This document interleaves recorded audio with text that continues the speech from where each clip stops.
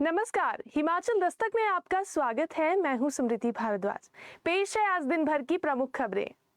CM Sukhvinder Singh Sukhu आज सोलन के एक दिवसीय दौरे पर थे। यहां उन्होंने अर्की विधानसभा क्षेत्र के लोहारघाट में जनसभा को संबोधित किया।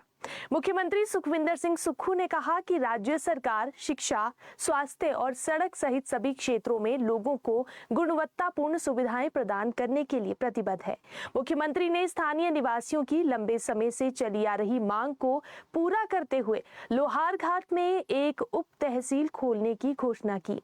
सीएम सुक्खू ने कहा कि राज्य सरकार राज्य में सड़क, शिक्षा और स्वास्थ्य जैसे प्राथमिक क्षेत्रों में ढांचागत और अन्य आवश्यक सुधार कर रही है। राज्य सरकार ये सुनिश्चित कर रही है कि राज्य के सभी स्कूल सभी आवश्यक और बुनियादी सुविधाओं से सुसज्जित हों। उन्होंने कहा कि अगले 3 साल में स्कूल भवन बनाने पर 600 करोड़ रुपए खर्च किए जाएंगे। स्वास्थ्य क्षेत्र में मेडिकल कॉलेजों और जिला अस्पतालों में बुनियादी ढांचे को मजबूत किया जाएगा और सुविधाओं के विस्तार के लिए आधुनिक तकनीक को शामिल किया जाएगा। सीएम सुक्खू ने कहा कि प्राकृतिक खेती को बढ़ावा देने के लिए सरकार प्राकृतिक रूप से उगाई गई मक्की को 200 रुपए प्रति किलो खरीद रही है। 30 रुपए प्रति किलो और गेहूं 40 रुपए प्रति किलो। अब तक 398 मीट्रिक टन मक्के की खरीद हो चुकी है। उन्होंने किसानों से प्राकृतिक खेती अपनाने और अपनी उपज बेचने के लिए पंजीकरण कराने का आग्रह भी किया। उन्होंने कहा कि सरकार ने दूध खरीद कीमतों में ऐतिहासिक बढ़ोतरी की है। दत्तनगर में प्रतिदिन 50,000 लीटर की क्षमता वाले एक अत्याधुनिक दूध प्रसंस्करण संयंत्र का उद्घाटन किया गया है, जिससे 20,000 से अधिक डेयरी किसानों को लाभ होगा। इसके अलावा कांगड़ा जिला के धनबार में भी एक पूर्ण स्वचालित दूध एवं दूध उत्पाद प्रसंस्करण संयंत्र स्थापित किया गया है और इसी तरह प्रदेश में विभिन्न स्थानों पर दुग्ध प्रसंस्करण संयंत्र जो है वो स्थापित किए जा रहे हैं। मुख्यमंत्री ने कहा कि लोगों से की गई विभिन्न गारंटी को पूरा किया जा रहा है, जिसमें पुरानी पेंशन योजना को बहाल करना भी शामिल है, जो पात्र कर्मचारियों के भविष्य को सुरक्षित करती है। उन्होंने कहा कि प्रदेश सरकार ने सरकारी कर्मचारियों को ओल्ड पेंशन स्कीम पहली कैबिनेट में दी। केंद्र सरकार ने कर्मचारियों के अंशदान को अभी तक नहीं दिया है। उन्होंने सरकार की योजनाओं के बारे में भी जनता को जानकारी दी। उन्होंने कहा कि गाय का दूध सरकार द्वारा 42 रुपए प्रति लीटर और भैंस का दूध 55 रुपए प्रति लीटर के हिसाब से खरीदा जा रहा है। इसके अलावा प्रदेश सरकार गोबर की खरीद भी कर रही है। उन्होंने विपक्ष पर भी जमकर निशाना साधा। सीएम ने कहा कि भाजपा की सरकार द्वारा शिक्षण संस्थानों को खोला गया, लेकिन भर्तियां नहीं करवाई गई। वहीं कांग्रेस सरकार ने सत्ता में आते ही सैकड़ों भर्तियां अब तक करवाई हैं। धर्मशाला के तपोवन में 18 से 21 दिसंबर तक आयोजित होने वाले विधानसभा के शीतकालीन सत्र में मुख्यमंत्री अंतिम 2 दिन अनुपस्थित रहेंगे। मुख्यमंत्री सुखविंदर सिंह सुक्खू 20 और 21 दिसंबर को राजस्थान के जैसलमेर दौरे पर रहेंगे। यहां पर वे केंद्रीय वित्त मंत्रियों और जीएसटी काउंसिल बैठक में शामिल होंगे। केंद्रीय वित्त मंत्री निर्मला सीतारमण की अध्यक्षता में ये बैठक होगी। मुख्यमंत्री सुखविंदर सिंह सुक्खू के पास वित्त विभाग है और वित्तीय वर्ष 2025 व 26 का केंद्रीय बजट पेश होने से पहले ये बैठक जो है इसलिए भी महत्वपूर्ण है क्योंकि राज्य की तरफ से मिलने वाले सुझावों को केंद्रीय वित्त मंत्री बजट में शामिल कर सकती हैं। वहीं मुख्यमंत्री इस दौरान हिमाचल प्रदेश को उदार वित्तीय मदद एवं केंद्रीय योजनाओं में हिस्सेदारी की मांग करेंगे। वे केंद्र सरकार से एनपीएस कर्मचारियों की जमा राशि 10,070 करोड़ रुपए लौटाने की मांग भी करेंगे। इसके अलावा पिछले वर्ष आई जो प्राकृतिक आपदा है और बाढ़ से हुआ जो प्रदेश में भारी नुकसान है उसकी भरपाई के लिए भी केंद्र सरकार से अलग से राहत पैकेज देने की यहां पर मांग करेंगे। वहीं राजस्व घाटा अनुदान राशि में कटौती एवं ओपीएस लागू करने से प्रदेश को वित्तीय नुकसान उठाना पड़ रहा है और प्रदेश सरकार की तरफ से इसकी भरपाई की मांग मुख्यमंत्री की तरफ से जो है वो की जा सकती है। वहीं सरकार की ओर से जारी स्कूल की छुट्टियों के प्रस्तावित शेड्यूल पर हितधारकों ने शिक्षा विभाग को अपने सुझाव भेजने शुरू कर दिए हैं और इसी कड़ी में हिमाचल प्रदेश राजकीय भाषा अध्यापक संघ ने 52 दिवसीय अवकाश को लेकर अपने सुझाव शिक्षा सचिव को भेजे हैं। संघ ने 52 दिवसीय मौसम के अनुसार छुट्टियों को 2 प्रकार से निर्धारित करने की यहाँ पर मांग की है। इसमें पूर्व निर्धारित या निश्चित समय अवधि अवकाश और मौसमी स्थिति अनुसार जिलाधीश द्वारा निर्णित अवकाश तय करने की मांग की है। जो ग्रीष्मकालीन स्कूल है उनमें पूर्व निर्धारित या निश्चित समय अवधि अवकाश 26 मई से 25 जून तक 31 का करने को जो है यहाँ पर 31 दिन का करने के लिए कहा है, जबकि दिवाली पर 2 दिन पूर्व और 3 जो है बाद में, यानी कि कुल मिलाकर 5 छुट्टियां देने के लिए जो है वो कहा है। इसके अलावा मौसमानुसार जिलाधीश द्वारा निर्मित जो निर्णय जो शीतकालीन अवकाश है वो 6 दिन और वर्षा या ग्रीष्म ऋतु मौसम आधारित 10 दिन करने का सुझाव दिया है। इसके तहत कुल वार्षिक अवकाश 52 दिन का ही रहेगा और वर्षाकालीन स्कूलों में पूर्व निर्धारित या निश्चित समय अवधि अवकाश 16 जुलाई से 15 अगस्त तक 31 दिन का दिया जाए। वहीं दिवाली से 2 दिन पहले और 3 दिन बाद में, यानी कि कुल मिलाकर 5 दिन का अवकाश और मौसमानुसार जिलाधीश द्वारा निर्णित शीतकालीन अवकाश 6 दिन, वर्षा व ग्रीष्म ऋतु मौसम आधारित जो अवकाश है वो 10 दिन का दिया जाए, ये करने की मांग की है। इसी तरह शीतकालीन स्कूलों में पूर्व निर्धारित या निश्चित समय अवधि अवकाश 1 जनवरी से 31 जनवरी तक 31 दिन और वहीं दिवाली से पहले 2 दिन और बाद में 3 दिन, यानी कि कुल मिलाकर 5 दिन का अवकाश और मौसमानुसार जो है यहाँ पर या फिर वर्षकालीन जो अवकाश है वो 6 दिन और ऋतु मौसमाधारित जो अवकाश है वो 10 दिन का दिए जाने की यहाँ पर जो है मांग की है। वहीं हिमाचल प्रदेश हाईकोर्ट के आदेशों के बाद राज्य के सभी पुलिस थानों में सीसीटीवी कैमरे स्थापित कर दिए गए हैं। हाईकोर्ट में दायर हलफनामे के अनुसार प्रदेश के डीजीपी ने बताया कि इन कैमरों की लोकेशन और रखरखाव के लिए जिला स्तरीय निरीक्षण समिति यानी डीएलओसी और राज्य स्तरीय निरीक्षण समिति एसएलओसी का गठन किया गया है। ये जो दोनों समितियां हैं ये अब सुनिश्चित करेंगी कि कैमरों की कार्यप्रणाली ठीक रहे और उनकी नियमित देखरेख जो है वो भी की जाए। वही कार्यवाहक मुख्य न्यायाधीश तरलोक सिंह चौहान और न्यायाधीश सत्येन वैद्य की जो खंडपीठ है उन्होंने कहा है कि सुप्रीम कोर्ट द्वारा परमवीर सिंह बनाम बलजीत सिंह मामले में दिए गए निर्देशों का पालन सुनिश्चित किया जाए, जिसमें कहा गया था कि सभी पुलिस थानों के प्रवेश और निकासी बिंदु, मुख्य द्वार, लॉकअप, लॉबी, शौचालय और पुलिस स्टेशन के सभी महत्वपूर्ण क्षेत्र कैमरों से कवर किए जाए और इस फैसले का पालन करते हुए सीसीटीवी कैमरों और उनके उपकरणों का निरीक्षण और मुरम्मत जिला और राज्य स्तरीय समितियों की जिम्मेदारी होगी। वही अदालत ने कहा है कि इन समितियों का पहला कार्य सीसीटीवी कैमरों की खरीद, वितरण और स्थापना करना होगा। इसके बाद इनकी निरंतर निगरानी, मुरम्मत और खराब पड़े उपकरणों की जल्दी से मुरम्मत करना भी इन समितियों की जिम्मेदारी होगी। इसके अलावा एसएलओसी को मासिक रिपोर्ट भेजनी होगी ताकि ये सुनिश्चित किया जा सके कि किसी भी कैमरे का जो कार्य क्षेत्र है वो सही है और मानवाधिकारों का जो है यहाँ पर उल्लंघन नहीं हो रहा है। हिमाचल प्रदेश में 1 अप्रैल 2025 से बिजली महंगी हो सकती है। जी हां, नई साल में लोगों को बिजली का झटका लग सकता है। बिजली बोर्ड प्रबंधन ने 50 से 70 पैसे प्रति यूनिट बढ़ोतरी का प्रस्ताव राज्य विद्युत विनियामक आयोग को भेजा है। इसमें बोर्ड ने 300 करोड़ रुपए के घाटे का हवाला देते हुए बिजली दरों में बढ़ोतरी की यहाँ पर जो है मांगी है। जब अब यहाँ पर जन सुनवाई में आयोग बोर्ड के प्रस्ताव पर सभी हितधारकों के जो सुझाव है और आपत्तियां हैं वो यहाँ पर लेगा और हिमाचल में इस साल जो है बिजली की दरों में कोई बढ़ोतरी नहीं हुई है और बोर्ड को सरकार की ओर से अनुदान के तौर पर हर साल 750 से 1000 करोड़ रुपए दिए जाते हैं। बावजूद इसके बोर्ड के लिए अपना खर्च पूरा करना यहाँ पर अब मुश्किल हो गया है। बोर्ड को प्रति माह करीब 180 करोड़ रुपए वेतन और पेंशन के लिए चाहिए। तो बोर्ड का राजस्व घाटा 300 करोड़ से अधिक हो गया है और हर महीने 125 यूनिट निःशुल्क बिजली देने से बोर्ड का जो आर्थिक संतुलन है वो गड़बड़ा गया है। इसको देखते हुए बोर्ड ने राज्य विद्युत नियामक आयोग को जो है प्रस्ताव भेजकर नए साल से बिजली दरों में बढ़ोतरी की यहाँ पर वकालत की है। वहीं हिमाचल के करीब 25 लाख घरेलू और अन्य श्रेणियों के जो उपभोक्ता हैं उनको बिजली बोर्ड सप्लाई मुहैया करवा रहा है और साल 2024 में लोकसभा चुनाव होने के चलते प्रदेश में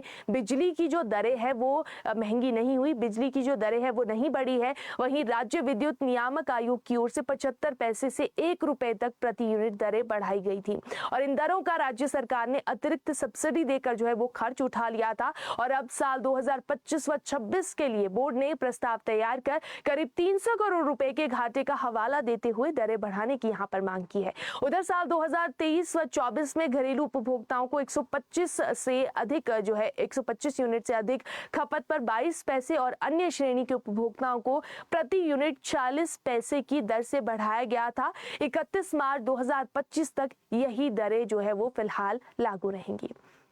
उधर पूर्व मुख्यमंत्री एवं नेता प्रतिपक्ष जयराम ठाकुर ने कहा कि प्रदेश के लोगों को बार बार भरोसा देने के बाद भी सरकार पलट गई और गेस्ट टीचर पॉलिसी के तहत शिक्षकों की भर्ती करने का नियम लेकर आई है। गेस्ट टीचर पॉलिसी के तहत शिक्षक छात्रों को घंटे के हिसाब से पढ़ाएंगे। ये बात पहले भी सामने आई थी, जिसका प्रदेश के युवाओं ने पुरजोर विरोध किया था, जिसके बाद सरकार द्वारा इस पॉलिसी को वापस लेने की घोषणा की गई थी। इसके बाद प्रदेश के मुख्यमंत्री, उप मुख्यमंत्री, शिक्षा मंत्री ने प्रदेश के युवाओं को आश्वस्त भी किया था कि सरकार ऐसी कोई पॉलिसी नहीं लाएगी जो युवाओं के साथ किसी प्रकार का धोखा हो। उन्होंने आरोप लगाया कि सरकार की नाकामी के कारण प्रदेश में इस सत्र में अभिभावक सरकारी स्कूलों से किनारा कर रहे हैं। ये सरकार की नाकामी है क्योंकि सरकार की प्राथमिकता में प्रदेशवासियों की शिक्षा है ही नहीं। इसलिए सुक्खू सरकार ने 500 से ज्यादा स्कूल बंद कर दिए। जयराम ठाकुर ने कहा कि विधानसभा के चुनाव प्रचार से लेकर सरकार बनने के बाद सरकार के नुमाइंदों ने प्रदेश के युवाओं को कहा कि उन्हें 58 साल यानी 58 साल वाली पेंशन वाली पक्की नौकरी दी जाएगी। इसलिए प्रदेश के युवाओं को परेशान होने की आवश्यकता नहीं है। हर साल 1 लाख नौकरी देने की गारंटी के बाद भी सरकार युवाओं को घंटे के हिसाब से नौकरी देने का प्लान बना रही है। वहीं सरकार के 2 साल का कार्यकाल बीत चुका है, इसलिए अब सरकार सिर्फ जुबानी जमा खर्च के बजाय काम करने पर ध्यान दे। हिमाचल में बीते दिनों हुई प्रदेश मंत्रिमंडल की बैठक में ट्राइबल क्षेत्रों में शिक्षकों की कमी को दूर करने के लिए गेस्ट फैकल्टी नियुक्ति की पॉलिसी को मंजूरी दी गई। वहीं इस पॉलिसी के तहत अगले शैक्षणिक सत्र 2025 व 26 से गेस्ट टीचर्स की भर्तियां शुरू होंगी। सरकारी स्कूलों में पीरियड आधार पर गेस्ट टीचर भर्ती के फैसले पर अब शिक्षित बेरोजगारों ने नाराजगी जाहिर की है। बेरोजगार युवाओं ने सरकार के इस फैसले पर कड़ा रोष व्यक्त किया है। प्रशिक्षित बेरोजगार संघ ने 19 दिसंबर को तपोवन में विधानसभा का घेराव करने का ऐलान कर दिया है। संघ का ये कहना है कि केंद्र सरकार ने पहले सेना में अग्निवीर भर्ती योजना लाकर युवाओं के साथ धोखा किया। अब प्रदेश सरकार शिक्षक वीर भर्ती करके युवाओं को ठगने का काम कर रही है। उन्होंने कहा कि हिमाचल में 8 लाख से ज्यादा युवा रेगुलर नौकरी पाने के लिए लाइब्रेरी में दिन रात पढ़ाई कर रहे हैं। उधर प्रदेश सरकार रेगुलर नौकरी देने के बजाय आउटसोर्स माध्यम से नौकरियां बांटकर युवाओं के साथ खिलवाड़ कर रही है। उन्होंने ये भी कहा कि प्रदेश का युवा पक्की नौकरी की मांग कर रहा है, ना कि पार्ट टाइम नौकरी की। सरकार अपने फैसले के विपरीत कार्य कर रही है। गेस्ट टीचर भर्ती का दर्द लाइब्रेरी में पढ़ाई करने वाले बच्चे ही समझ सकते हैं। उन्होंने कहा कि बेरोजगार युवाओं ने सरकार के इस फैसले पर कड़ा रोष व्यक्त किया। वहीं प्रशिक्षित बेरोजगार संघ ने 19 दिसंबर को तपोवन में विधानसभा का घेराव कर शांतिपूर्ण धरना प्रदर्शन करने और साथ ही मुख्यमंत्री को ज्ञापन सौंपने की जो है यहाँ पर बात की है। शिमला के आईजीएमसी के 132 सफाई कर्मचारी, वार्ड अटेंडेंट व ईसीजी और डेटा एंट्री ऑपरेटर आंदोलन की तैयारी में है। जी हाँ, सोमवार को दोपहर करीब 1 बजे कर्मचारी विरोध प्रदर्शन करेंगे। इन्हें 2 माह यानी अक्टूबर और नवंबर का वेतन नहीं मिला है, जबकि दिसंबर का भी आधा माह बीत चुका है। ऐसे में अब ये कर्मचारी सोमवार यानी कल से हड़ताल पर जा सकते हैं और इसका निर्णय कामकाजी महिलाओं की होने वाली बैठक में लिया जाएगा। आईजीएमसी में 80 वार्ड अटेंडेंट, 40 सफाई कर्मचारी और 12 ईसीजी डाटा जो ऑपरेटर है और साथ ही जो है ये सभी जो कर्मचारी है ये जो है वेतन के लिए तरस गए। इन्हें 2 कंपनियों के माध्यम से वेतन जो है मौजूदा समय में दिया जा रहा है। ये आउटसोर्स कर्मचारी जब भी कंपनी से अपना वेतन मांगते हैं तो दोनों ही कंपनियों का जवाब होता है कि अभी मैनेजमेंट द्वारा सैलरी जारी नहीं की गई है। स्थिति ये हो गई है कि इन कर्मचारियों को अब घर का खर्च चलाना मुश्किल हो गया है। इन कर्मचारियों का ये कहना है कि दिवाली पर भी उन्हें सैलरी नहीं दी गई थी, जिसके चलते उन्हें बहुत मुश्किलों का सामना करना पड़ा था। उनका ये भी कहना है कि जो अस्पताल प्रबंधन है उनके रवैये के कारण नौकरी तक छोड़ने की नौबत आ गई है। लेकिन अब इन्होंने आंदोलन का रास्ता अपनाने की जो है ठान ली है और कल जो है इन्होंने हड़ताल की यहाँ पर चेतावनी दी है। हिमाचल प्रदेश में सड़क हादसों का दौर थमने का नाम नहीं ले रहा है।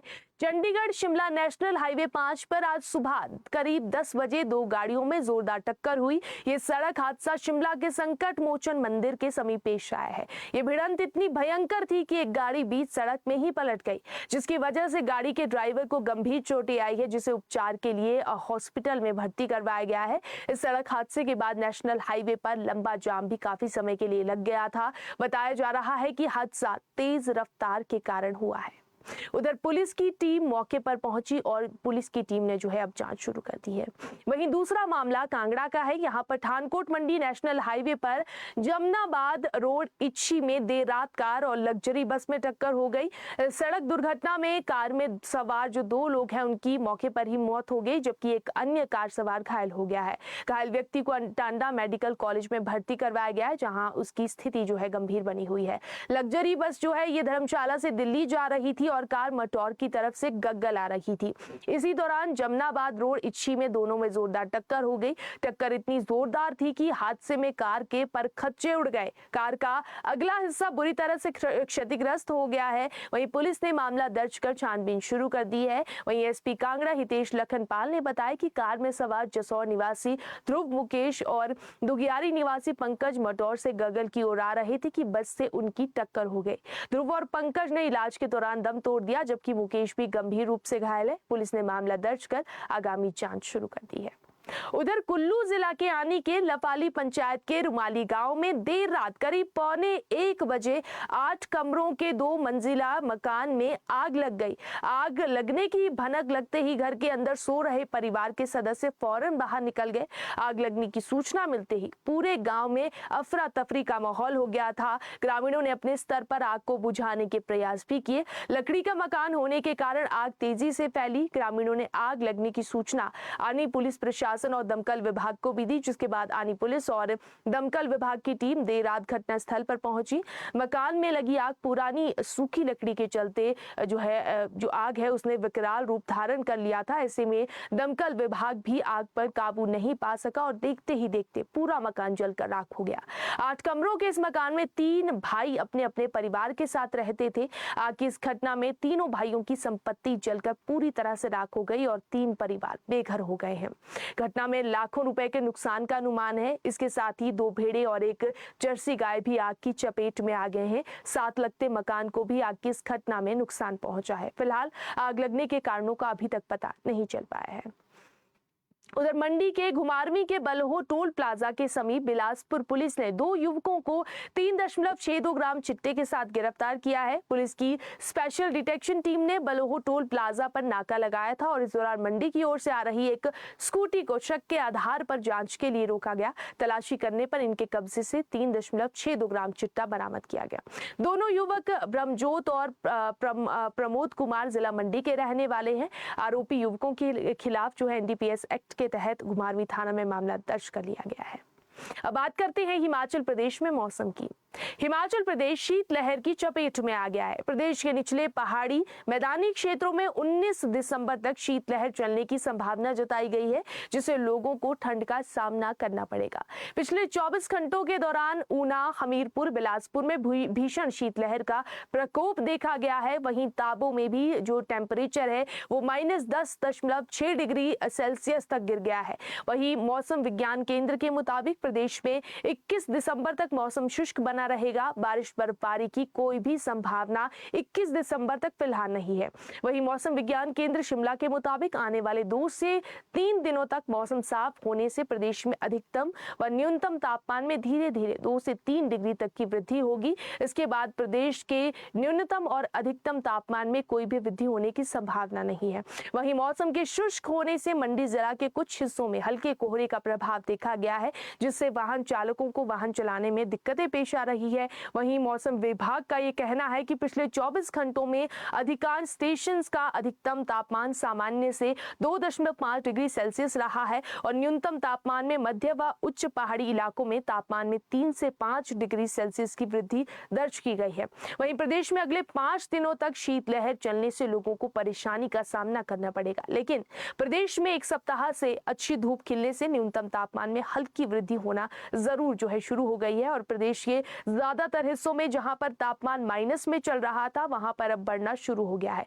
2 दिन पहले ही 16 स्थानों पर जो टेम्परेचर है वो माइनस में था, लेकिन अब सिर्फ 6 ही जगहों पर तापमान माइनस में चल रहा है। तो फिलहाल आने वाले 5 दिनों तक मौसम शुष्क बना रहेगा और फिलहाल बारिश और बर्फबारी को लेकर किसी भी प्रकार की कोई संभावना नहीं है। फिलहाल के लिए इतना ही। इसी तरह हिमाचल प्रदेश की तमाम बड़ी खबरों के लिए देखते और पढ़ते रहे हिमाचल दस्तक। नमस्कार।